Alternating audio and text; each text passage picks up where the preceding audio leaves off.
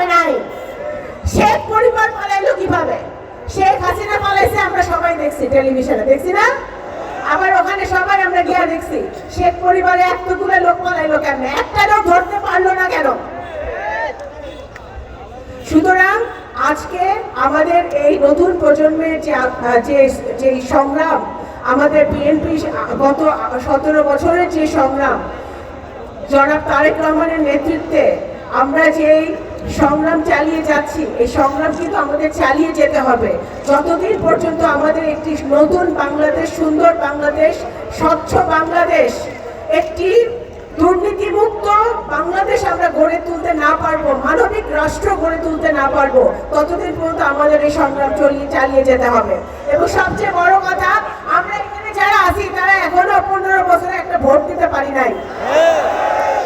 এই ভোটের ব্যবস্থা করতে হবে এবং যত শীঘ্রই সম্ভব এই সংস্কার তো চলমান থাকবে। সংস্কার, বিএনপি সংস্কার প্রথম এই বাংলাদেশে 27 দফা দিয়ে শুরু করেছিল, যেটা এখন 31 দফা জনাব তারেক রহমান ঘোষণা করেছে। বিএনপির মাধ্যমে আসল সংস্কার হবে, কিন্তু আপনারা সংস্কার করেন, সেই সংস্কারের জন্য আমরা পূর্ণ সহযোগিতা করছি অন্তর্বর্তীকালীন সরকারকে। কিন্তু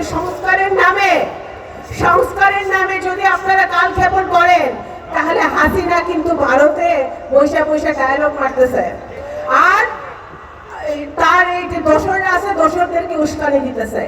সুতরাং ষড়যন্ত্র ঘনীভূত হবে, ষড়যন্ত্র চলবে।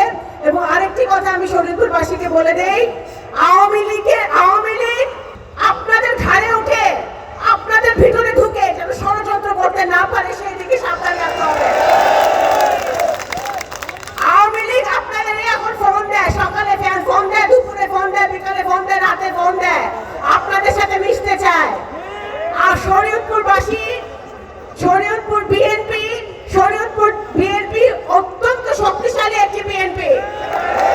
শরীয়তপুর বিএনপিকে সংগঠিত করেন, ধানের শীষকে শক্তিশালী করেন।